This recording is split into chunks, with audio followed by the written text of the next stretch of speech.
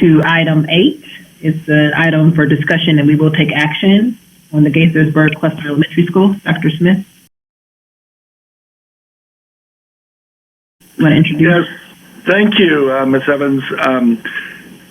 Our capital budget, of course, is of grave concern as we think about our facilities and how the vast majority of our schools are either at capacity or over capacity.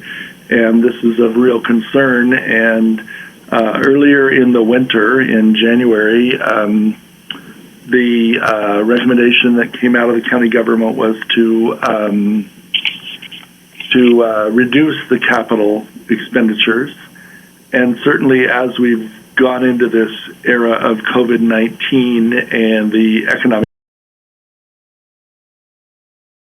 impact it has, all of our capital programs are very vulnerable right now to lack of funding and to making very hard choices at the county government level on how to spread the resources over ever more need with fewer and fewer resources. And I know we all know that, but I just say that as we introduce this next item, which is a good item for the school system and for the city of Gaithersburg.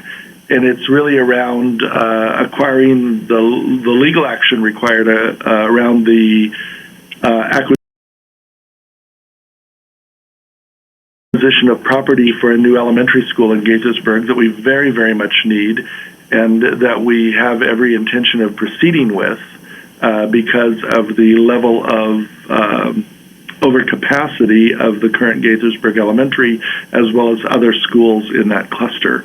And so I'm going to turn it over to Ms. McGuire and her team to just talk through. I believe Mr. Adams is also going to be part of the conversation or lead the conversation, talk through what needs to happen and where we are with this, and some of the real benefits that are going to be available at that school and in that community. So I'll turn it over to staff. Thank you, Dr. Smith. This is Essie McGuire. And as Dr. Smith said, we're really pleased to be able to bring this item forward to the board at this time. We have worked really closely with the City of Gaithersburg, and this is just an example of the partnership that we have with them and the really good and productive working relationship that we have with the City of Gaithersburg. The city actually also approved this action last night at their city council meeting, and so again, we do have the two bodies taking this up in concert and in alignment with each other. I'll let Mr.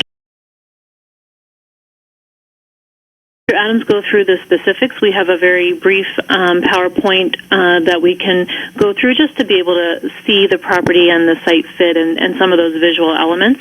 But what's before you today is the agreement that we've come to with the city to complete the transfer of property of a portion of Kelley Park so that MCPS can construct, as Dr. Smith said, the very much needed new Gaithersburg Elementary School.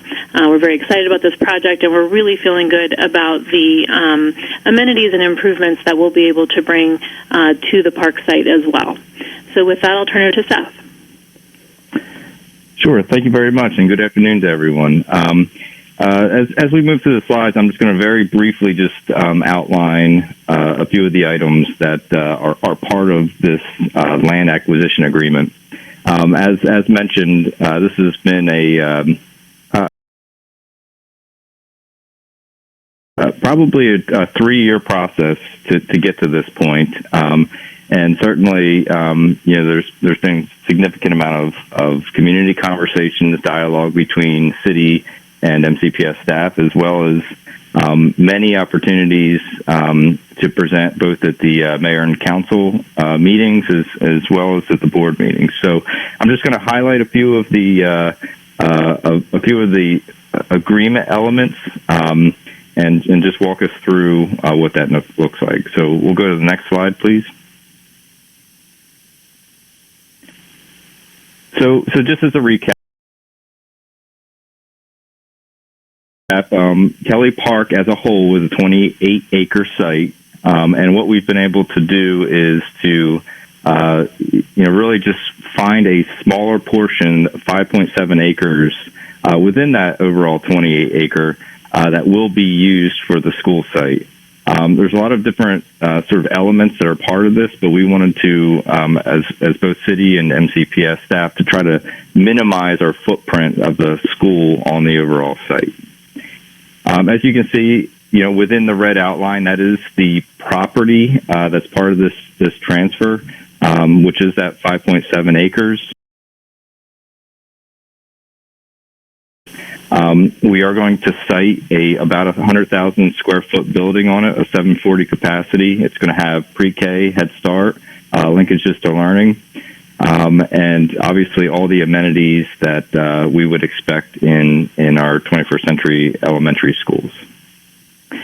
A significant part of the conversation has been around, just an understanding of the fields and the site.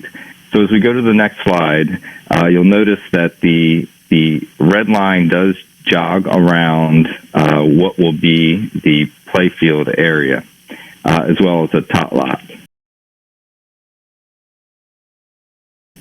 Next slide, please. And what's going to be important around that is that will be retained as part of the overall city property. So part of the agreement is that, obviously this will be part of the overall construction of the property, but it will be retained under city ownership. So they certainly will have full autonomy of after school activities. They will not have to necessarily work through a county community use process. And we've really worked through some of the hours of operations to just make sure that has sort of optimized for the city and the usage. And part of it is the agreement is also to give obviously preferential treatment and consideration to the city for summer camps and summer activities within the building. So taking advantage of the fact that there's a gymnasium, there's cafeteria, and to be able to provide that programming for city residents is going to be really important as part of the agreement and the shared amenities moving forward. Next slide, please.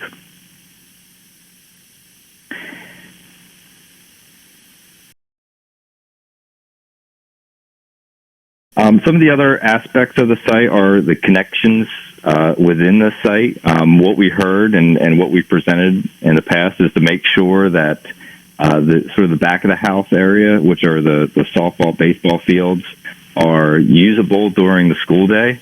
That is one of the things that, typically when you think about a school site, we really try to minimize who is on a site. So we've been able to design this in a way that it's very compact in terms of what is going to be used for the school, but it also allows opportunity for residents to be able to take advantage of that park, throughout the day as well. So certainly that was a critical part of the overall process. And again, from a last night perspective within the mayor and council meeting, MCPS staff did participate in that.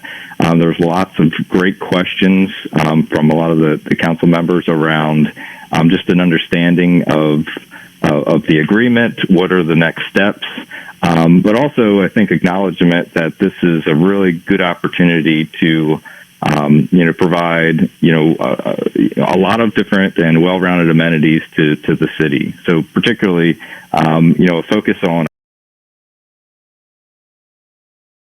obviously educating students, but giving opportunities to offset this loss of a small portion of the park in a way that's very meaningful, that gives the neighbors and the community a similar feel, transformation of an existing area. So that's really the presentation as a whole.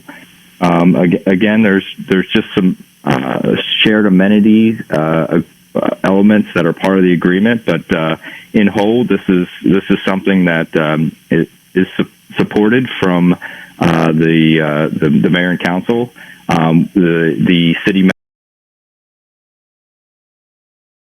managers worked really hard to make sure that we've incorporated all of the asks that have been along the way. And again, from a 3-year process, and